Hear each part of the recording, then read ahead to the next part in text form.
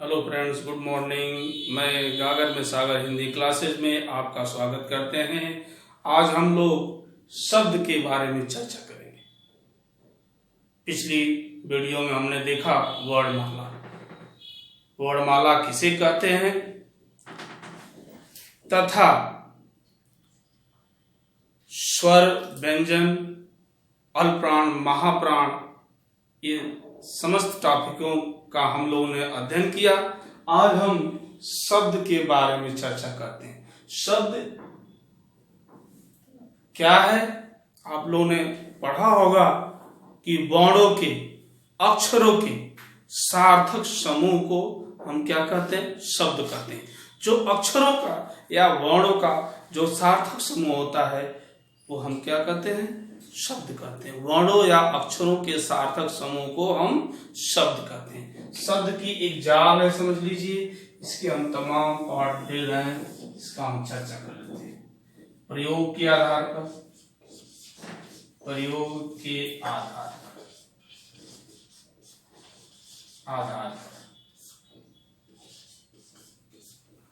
प्रयोग के आधार पर 8 भाग होते हैं। नंबर 1 संज्ञा, नंबर 2 सर्वनाम, नंबर 3 क्रिया, नंबर 4 क्रिया विशेषण, क्रिया विशेषण,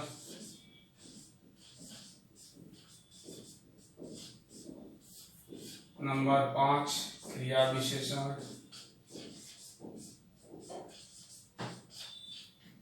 नंबर 6 संबंध बोधक,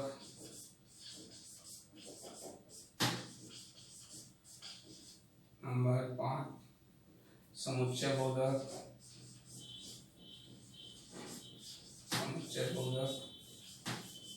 और लास्ट है संज्ञा, सर्वनाम, क्रिया विशेषण, क्रिया विशेषण, संबंध बोधक, समुच्चय, विस्मय आदि बोधक।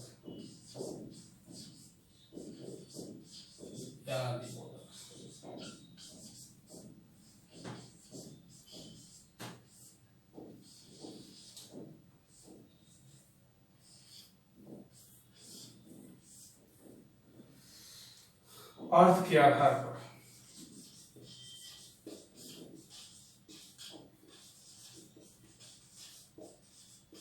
इसके आधार पर 2 भेद होते हैं। नंबर 1 सार्थक शब्द और नंबर 2 निरर्थक शब्द।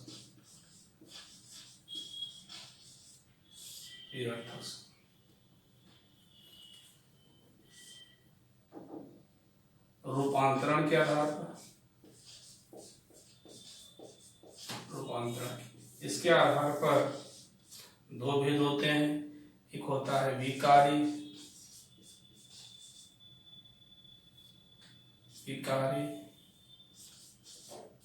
दूसरा होता है अविकारी।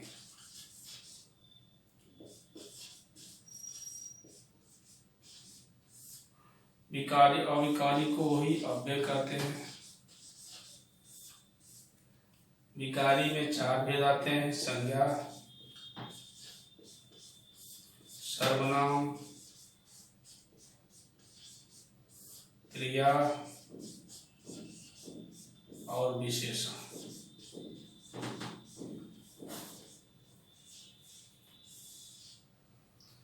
अविकारी जिसको अव्यय कहते हैं, इसमें ये 4 भाग आते हैं आपके।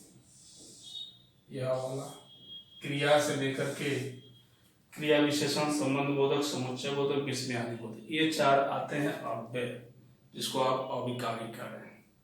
क्रिया विशेषण,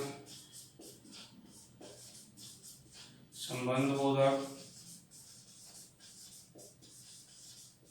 समुच्चय बोधक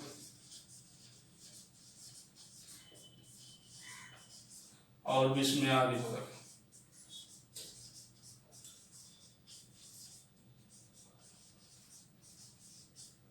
ये 4 इसके होते हैं। ठीक है, अब आते हैं रूपांतरण के आधार पर आपने देखा, अर्थ के आधार पर आपने देखा, अब प्रयोग के आधार पर आपने देखा। अब रचना या बनावट के आधार पर, रचना या बनावट, इसके आधार पर तीन भेद होते हैं, रूढ़ शब्द, यौगिक शब्द और योग रूढ़ शब्द।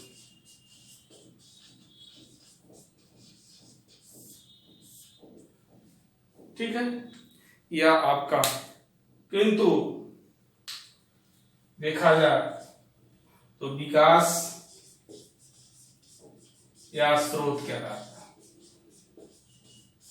इसके आधार पर 5 भेद होते हैं। नंबर 1 तत्सम, तद्भव, देशज, विदेशज और लास्ट का आता है संकर शब्द। मतलब विकास या स्रोत के आधार पर 5 होते हैं, तत्सम शब्द, तद्भव शब्द, देशज शब्द, विदेशज शब्द और संकर शब्द। रचना या बनावट के आधार पर आपने देखा, रचना या बनावट के आधार पर शब्द के जो भेद होते हैं वो 3 प्रकार के होते हैं, रूढ़ शब्द, यौगिक शब्द, योग रूढ़ शब्द। रूपांतरण के आधार पर आपने देखा कि 2 भेद होते हैं, एक होता है विकारी, दूसरा अविकारी। अविकारी को ही हम अव्यय कहते हैं।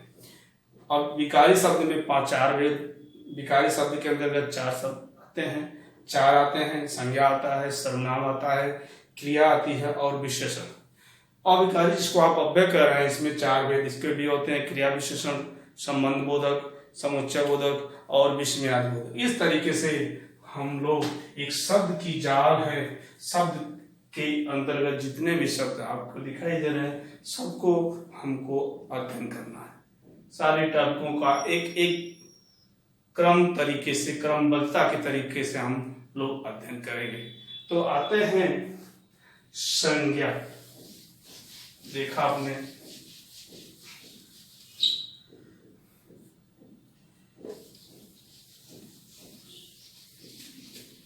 संज्ञा किसे कहते हैं? हम लोग छोटी कक्षाओं से ही पढ़ते आ रहे हैं, संज्ञा किसे कहते हैं? संज्ञा, संज्ञा, संज्ञा किसी व्यक्ति, वस्तु अथवा स्थान, किसी व्यक्ति, वस्तु और स्थान,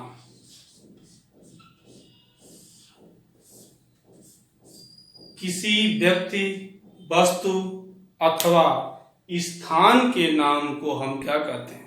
संज्ञा कहते हैं। जब किसी व्यक्ति का, वस्तु का, स्थान का बोध कराता है उसे हम क्या कहते हैं? संज्ञा कहते हैं। क्लियर? जैसे आप प्रयाग ले लीजिए, स्थान में, वस्तु में कलम किताब ले लीजिए, व्यक्ति में आप किसी महापुरुष गांधी, अंबेडकर, जवाहरलाल नेहरू को ले लीजिए। इस तरीके का बोध कराने वाले शब्द क्या कहलाते हैं? आपके संज्ञा कहलाते हैं। अब आते हैं संज्ञा के भेद। संज्ञा के भेद,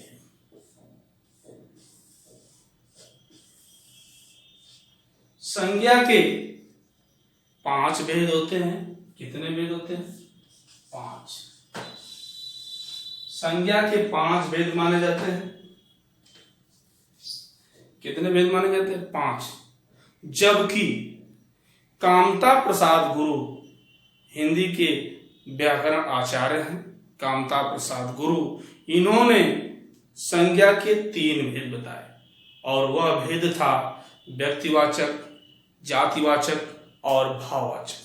इन्होंने 3 ही भेद बताए। ठीक है, किंतु जो संज्ञा के भेद की बात आती है, एक परीक्षाओं में अगर पूछा जाए कि संज्ञा के कितने भेद होते हैं, तो आपको बताना होगा कि संज्ञा के 5 भेद होते हैं। नंबर 1 होता है व्यक्तिवाचक संज्ञा,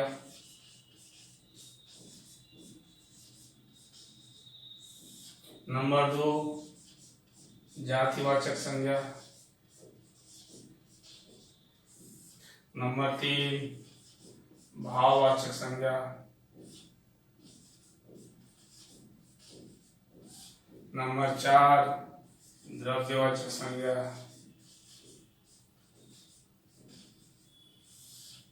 और नंबर 5 समूहवाचक संज्ञा।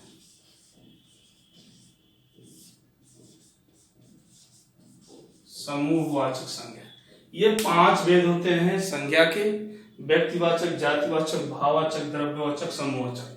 ठीक है, किंतु एक प्रश्न जो यूपीएसआई तथा यूपी टेट व सुपर टेट की कंपटीशनों में, प्रतियोगी परीक्षाओं में एक प्रश्न बार बार पूछा जाता है कि व्युत्पत्ति के आधार पर, किसके आधार पर?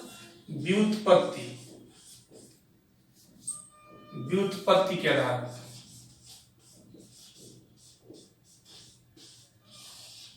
व्युत्पत्ति के आधार पर संज्ञा के कितने भेद होते हैं? यह हर बार कहीं न कहीं परीक्षाओं में पूछता है कि व्युत्पत्ति के आधार पर संज्ञा के कितने भेद होते हैं। इसके आधार पर संज्ञा के 3 भेद होते हैं।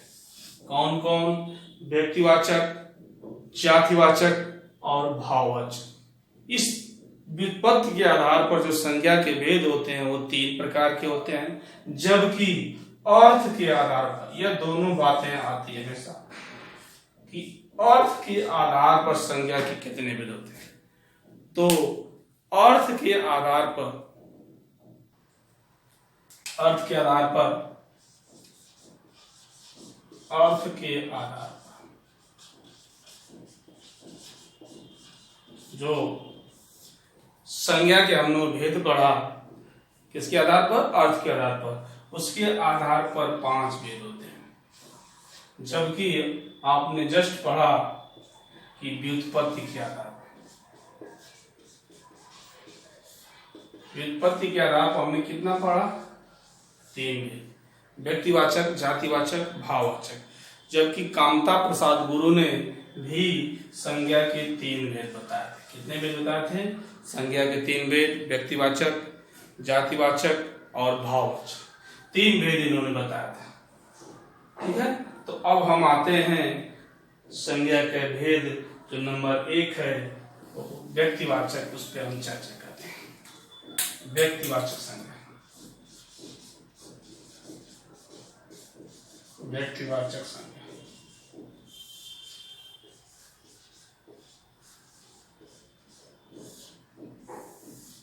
नंबर 1 व्यक्तिवाचक संज्ञा किसे कहते हैं?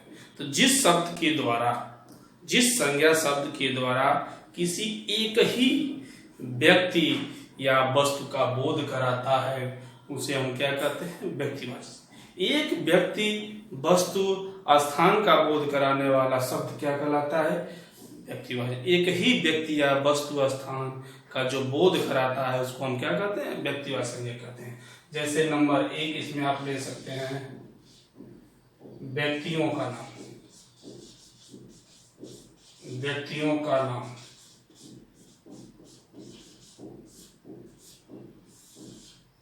जितने भी व्यक्ति होते हैं व्यक्तियों के नाम में, जैसे महात्मा गांधी, डॉक्टर बी.आर. अम्बेडकर, जवाहरलाल नेहरू, सुभाष चंद्र बोस वगैरह वगैरह, इस तरीके से जितने व्यक्तियों के नाम होते हैं वो क्या कहलाते हैं? एक का बोध कराने वाला व्यक्तिवाचक संज्ञा कहलाता है। नंबर 2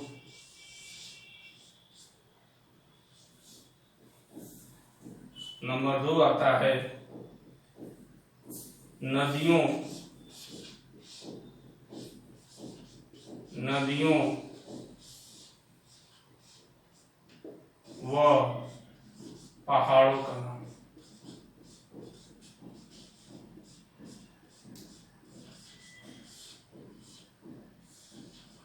नदियों व पहाड़ों के नाम। जितनी भी नदियां होती हैं, गंगा, जमुना, सरस्वती व पहाड़ जितने भी हैं वो क्या कहलाते हैं?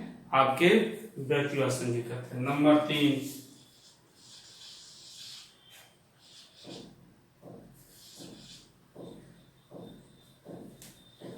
3, दिन,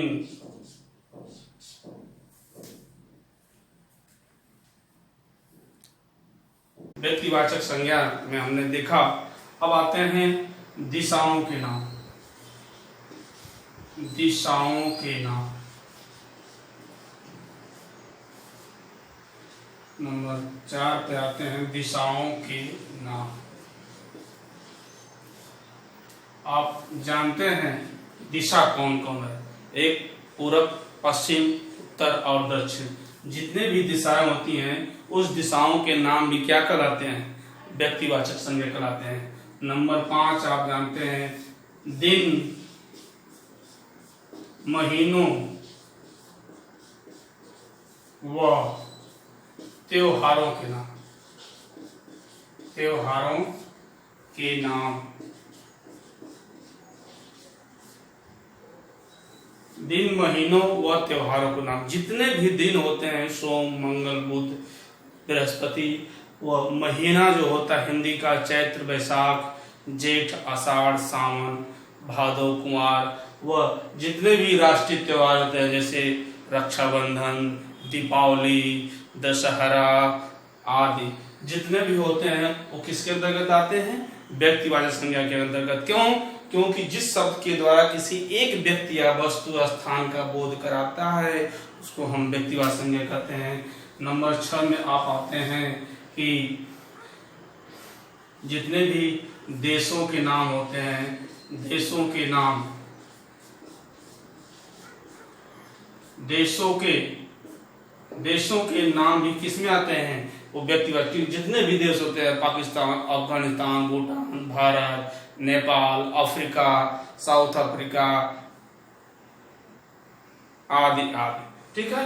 अगला नंबर 7 पे आते हैं जितने भी पुस्तक होते हैं, पुस्तक व समाचार पत्रों के नाम। पुस्तक व समाचार पत्रों के नाम। पुस्तक शब्द कहने से जाति का बोध होगा, क्योंकि पुस्तक व जितने भी समाचार पत्रों के नाम हैं वह आपके जाति व्यक्तिवाचक संज्ञा के अंतर्गत आएंगे, क्योंकि पुस्तक शब्द कहने से जाति का बोध। पुस्तक में आप ले सकते हैं रामायण, महाभारत, रामचरितमानस, कामायनी, गोदान आदि। जबकि समाचार पत्रों के नाम जैसे आप ले सकते हैं उदंत मार्तंड, जो हिंदी की पहली पत्रिका मानी जाती है, 1826 ईस्वी में कलकत्ता से निकलती थी। और समाचार सुधावर्षण, प्रताप नारायण मिश्र की जो तमाम पत्रिकाएं हैं, हिंदी कादम्बनी, ब्राह्मण आदि जो पत्रिकाएं होती हैं उनके नाम जो होते हैं वो किसमें आते हैं? व्यक्तिवाचक संज्ञा के अंतर्गत। पर्वतों के नाम, पर्वतों के नाम, जितने भी पर्वत आपके होते हैं उसके नाम भी क्या कराते हैं? वो क्या कराते हैं? आपके व्यक्तिवाचक संज्ञा के अंतर्गत आते हैं। समुद्रों के नाम, जितने भी समुद्र होते हैं वो किसमें आते हैं? व्यक्तिवाचक संज्ञा के अंतर्गत आते हैं। ठीक है। अब हम आते हैं जातिवाचक संज्ञा के अंतर्गत। जातिवाचक नंबर 2, जातिवाचक संज्ञा। जातिवाचक संज्ञा।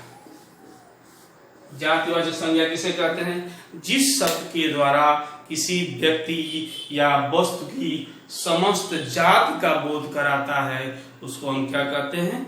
जातिवाचक संज्ञा कहते हैं। जिस शब्द के द्वारा किसी व्यक्ति वस्तु की समस्त जाति का बोध कराने वाले शब्द को क्या कहते हैं?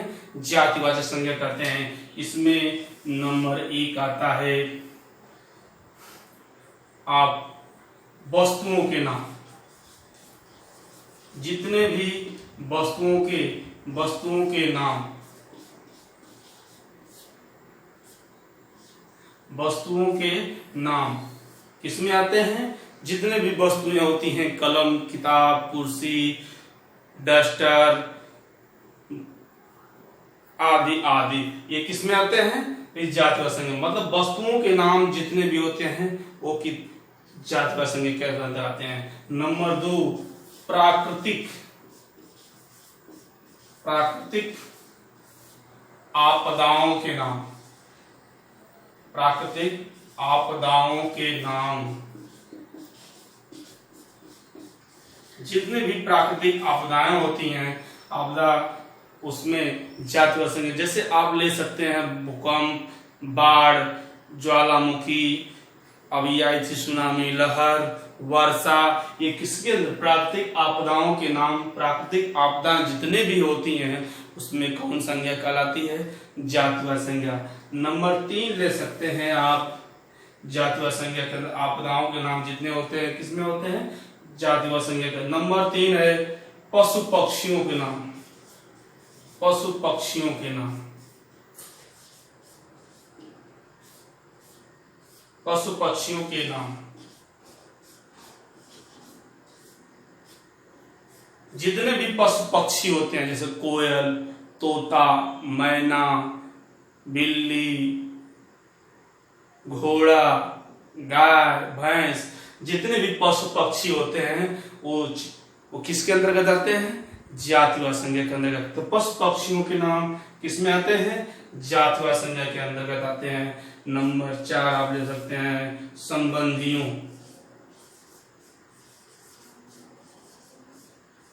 पदों के नाम।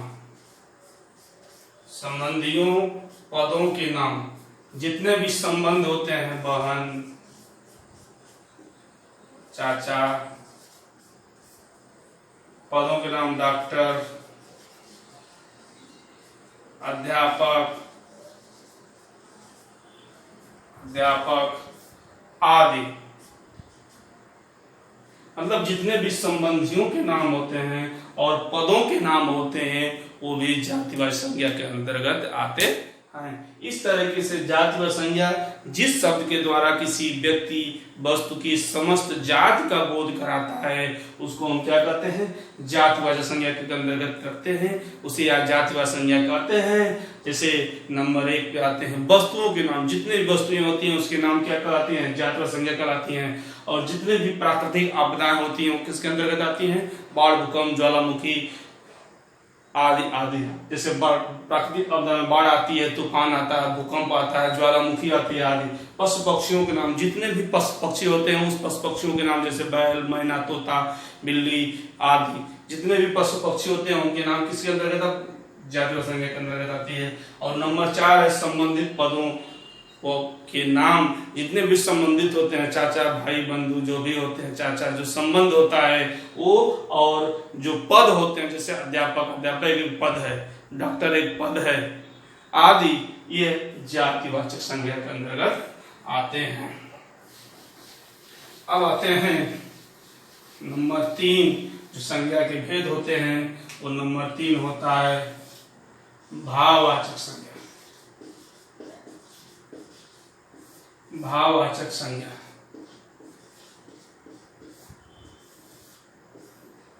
तो भाववाचक किसे कहते हैं? जिस शब्द के द्वारा व्यक्ति के गुण, दशा, स्वभाव, गुण, दशा, स्वभाव आदि का बोध कराते हैं।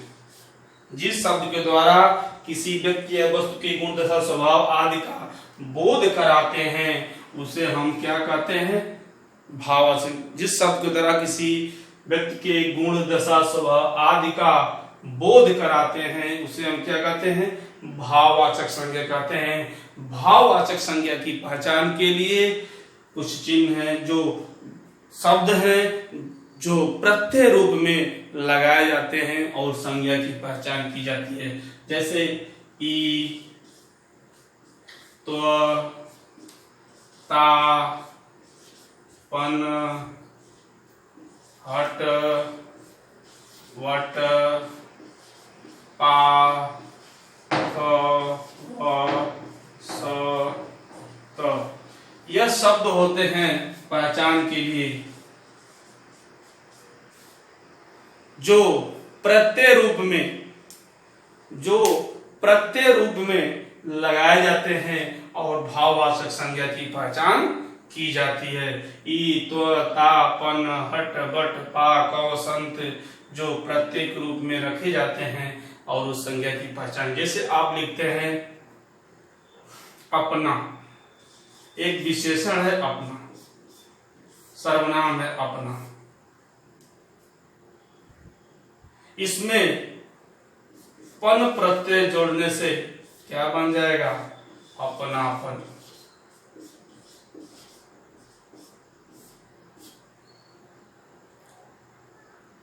ठीक है। एक मीठा शब्द है, मीठा शब्द में ई प्रत्यय जोड़ने से क्या बन गया? मिठाई। एक भाव मिल रहा है। जैसे बूढ़ा शब्द है, बूढ़ा में प्रा प्रत्यय जोड़ने से क्या बन गया? बुढ़ापा। ये भाववाचक संज्ञा है। ठीक है। जैसे मम शब्द है और इसमें ता प्रत्यय जोड़ दें तो क्या बन जाए? ममता। ठीक है। जैसे मम शब्द है, इसमें त्व प्रत्यय जोड़ दें तो क्या बन जाएगा? ममत्व।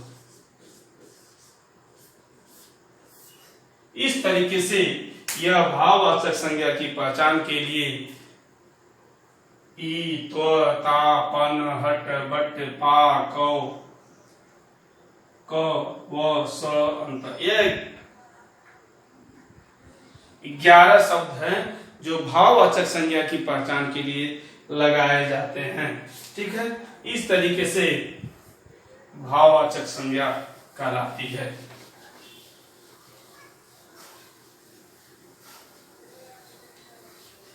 अब हम आते हैं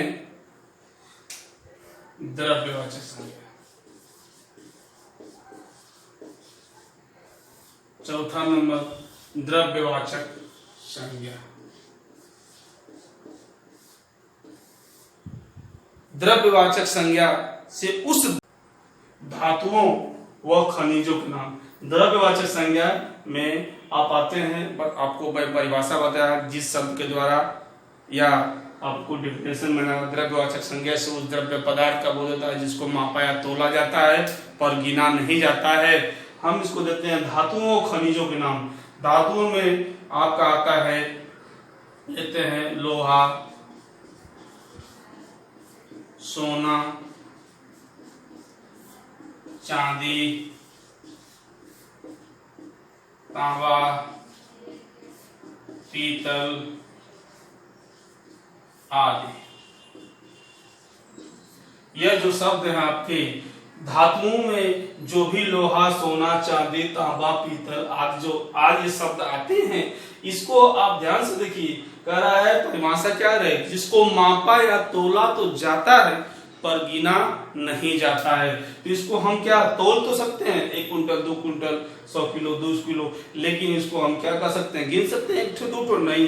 सोना को हम जाते हैं तोलने के लिए तो क्या हम उसको कहते हैं कि 1 ठो सोना दे दीजिए? नहीं, क्योंकि हम उसको तोल के ही लेते हैं। इस तरीके से चांदी को क्या करते हैं? मापा या तोला ही जाता है। तांबा तोला ही जाता है। पीतल इस तरीके से मापा या तोला जाता है। नंबर 2 आप आते हैं खाने पीने वाली, खाने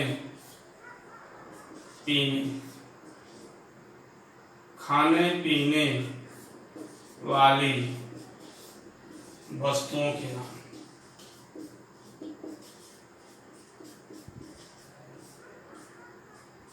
खाने पीने वाली वस्तुओं के नाम। जैसे आप खाने पीने वाली वस्तुओं के नाम लीजिए, जैसे दही, दूध, घी, तेल, दही, दूध, घी, तेल, अनाज,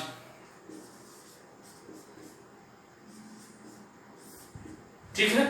यह क्या है? खाने पीने वाली जो वस्तुएं हैं, दही, दूध, घी, तेल, अनाज, जिसको मापा या तोला जा सकता है पर गिना नहीं जा सकता है, इसलिए क्या कहलाती हैं?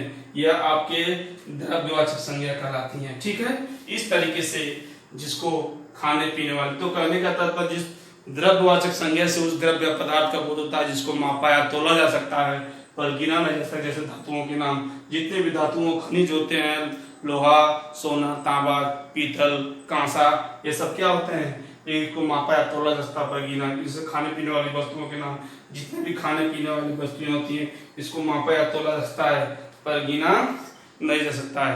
लेकिन एक प्रश्न मैं बता देना चाहता हूं कि द्रव्यवाचक संज्ञाओं का बहुवचन समांतर नहीं होता है।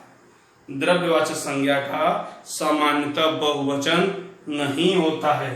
द्रव्यवाचक संज्ञा का समांतर बहुवचन नहीं होता है। मतलब द्रव्यवाचक संज्ञा का बहुवचन समांतर जो बहुवचन होता है वो नहीं होता है। तो द्रव्यवाचक संज्ञा आपकी यहाँ कंप्लीट होती है। अब आते हैं समूहवाचक संज्ञा। समूहवाचक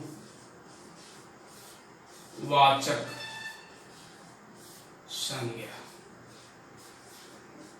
लास्ट नंबर 5। समूहवाचक संज्ञा किसे कहते हैं, इसकी परिभाषा आपको बता देना चाहता हूं कि जिस शब्द से अनेक वस्तुओं या प्राणियों की, जिस शब्द से अनेक वस्तुओं या प्राणियों के समूह का बोध होता है उसे हम क्या कहते हैं? समूहवाचक संज्ञा कहते हैं। जिस शब्द से अनेक वस्तुओं या प्राणियों के समूह का बोध होता है उसे हम क्या कहते हैं? समूहवाचक संज्ञा कहते हैं। ठीक है, अनेक वस्तुओं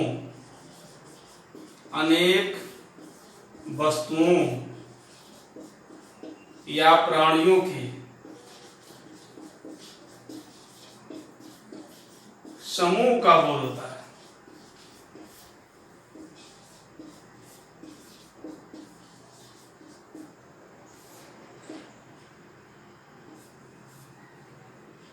अनेक वस्तुओं या प्राणियों के जिस शब्द से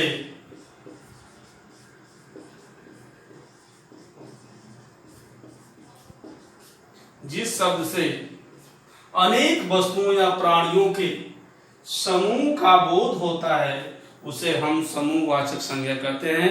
जैसे इसमें आता है, जैसे में आप ले सकते हैं कि व्यक्तियों का समूह, व्यक्तियों का समूह,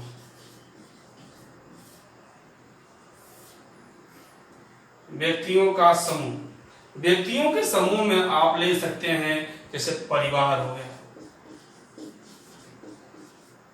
सेना हो गया, झुंड हो गया,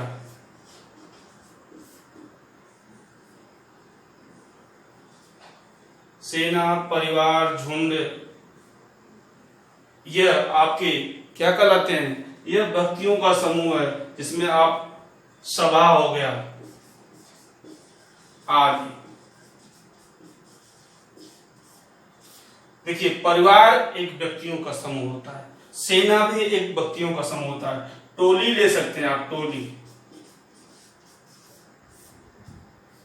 टोली भी क्या होता है? सभा एक लोग से सभा नहीं होती, सभा कई व्यक्तियों का समूह होता है। और जो झुंड होता है कई लोगों का, जैसे नहीं कहते हैं ये एक कारवां, एक झुंड चल रहा है, तो एक झुंड में 10 लोग 5 लोग नहीं होते, कई लोग होते हैं इस तरीके से। और टोली जो बनाई जाती है, जैसे प्रशिक्षण में देखा जाता है, टोलियों में 1-2 लोगों की टोली में कम से कम 5 से अधिक लोगों की टोली बनाई जाती है। इस तरीके से व्यक्तियों का जो समूह होता है वो किसमें आता है? यह आपका समूहवाचक संज्ञा के अंतर्गत आता है। नंबर 3, वस्तुओं का समूह, वस्तुओं का समूह, वस्तुओं के समूह में आप गुच्छा ले सकते हैं, पुंज ले सकते हैं, गुच्छा, पुंज और तो व्यक्तियों का समूह जो आपने देखा, गुच्छा, पुंज, श्रृंखला आदि, ये जो होते हैं ये व्यक्तियों का समूह होता है, वस्तुओं का समूह होता है। जैसे गुच्छा, गुच्छा में कई तरह की उसमें नथे रहते हैं। पुंज, श्रृंखला, श्रृंखला में जैसे कड़ियां एक तरह से जुड़ी होती हैं, वो श्रृंखला के रूप में रहती हैं। तो यह रहा आपका समूह वाचक संज्ञा में व्यक्तियों का जो समूह होता है। जिस शब्द से अनेक वस्तुओं या प्राणियों के समूह का बोध होता है उसे हम समूहवाचक संज्ञा कहते हैं। इसमें व्यक्तियों का समूह परिवार, सेना, झुंड, सभा, टोली आदि होते हैं, और जो वस्तुओं का समूह होता है उसमें गुच्छा, पुंज, श्रृंखला आदि आदि आते हैं। तो इस तरीके से आपका रहा समूहवाचक संज्ञा। अब हम आते हैं संज्ञा का रूपांतरण। संज्ञा का रूपांतरण, संज्ञा का रूपांतरण। संज्ञा का जो रूपांतरण होता है वो 3 कारणों से होता है। जो संज्ञा का रूपांतरण होता है वो 3 कारणों से होता है। नंबर 1 लिंग, नंबर 2 वचन, और नंबर 3 कारक। लिंग, वचन और कारक। लिंग, वचन और कारक, इन 3 कारणों से संज्ञा का रूपांतरण मतलब बदलाव होता है, संज्ञा से दूसरे में परिवर्तित होते हैं। तो 3 कारणों से लिंग, वचन और कारक। लिंग आप शब्द जानते हैं, लिंग संस्कृत भाषा का शब्द है। वचन, इस तरीके से लिंग, वचन और कारक, इस 3 कारणों से जब इस टॉपिक को हम स्पेशल पढ़ेंगे तो बताएंगे लिंग शब्द, लिंग क्या होता है, शब्द की जाति कराने वाले शब्द को हम लिंग कहते हैं, और संख्या का बोध कराने वाले शब्द को हम वचन कहते हैं, और जो क्रिया से सीधे संबंध रखता है, जो क्रिया से सीधे संबंध रखता है उसको हम कारक कहते हैं। क्रिया से सीधे संबंध रखने वाले शब्द को कारक कहते हैं, और कारकों की संख्या हिंदी में 8 होती है। ये हम जब वहां उस टॉपिक पे पहुंचेंगे तो बताएंगे कि इसका क्या होता है। संज्ञा का रूपांतरण कितने कारणों से होता है? 3 कारणों से होता है। ठीक है, लिंग, वचन और कारक, 3 कारणों से संज्ञा का रूपांतरण होता है। अब आते हैं 3 कारणों से संज्ञा का रूपांतरण होता है, इस तरीके से हम अब आते हैं विभक्तियों का प्रयोग। विभक्तियों,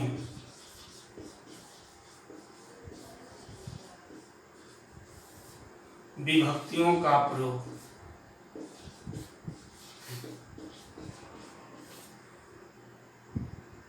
ठीक है, हिंदी में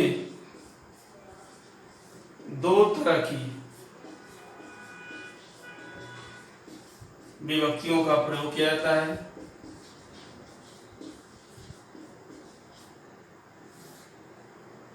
दो तरह की विभक्तियों का प्रयोग किया जाता है। नंबर 1 संश्लिष्ट,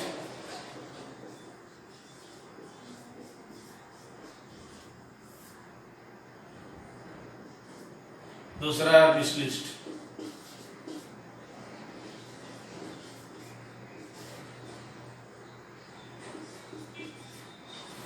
संश्लिष्ट विभक्ति और विश्लिष्ट विभक्ति।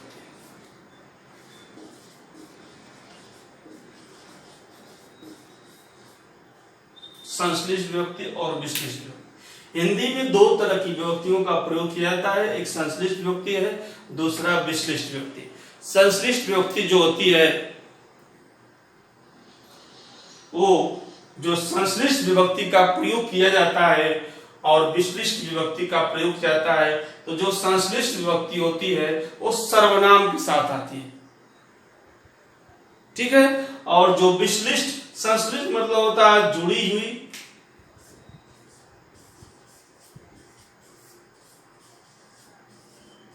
और विश्लिष्ट मतलब अलग। अलग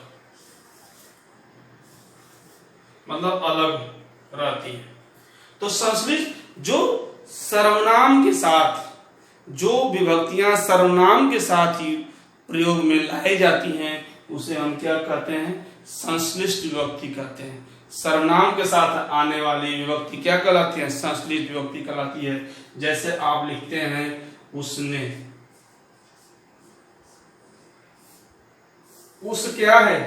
एक सर्वनाम है। तुमने, हमको,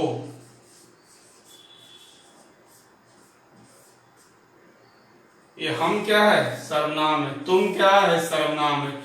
तो सर्वनाम के साथ विभक्ति आने वाली जो विभक्ति होती है उसको हम क्या करते हैं? संश्लिष्ट करते हैं। और संश्लिष्ट विभक्ति सर्वनाम से क्या होती है? जुड़ी हुई रहती है। मतलब सर्वनाम के साथ जुड़ी हुई विभक्ति क्या कहलाती है? संश्लिष्ट कहती है। अब विश्लिष्ट, संज्ञा के साथ आने वाली विभक्ति या संज्ञाओं के साथ प्रयोग की जाने वाली विभक्ति क्या कहलाती है?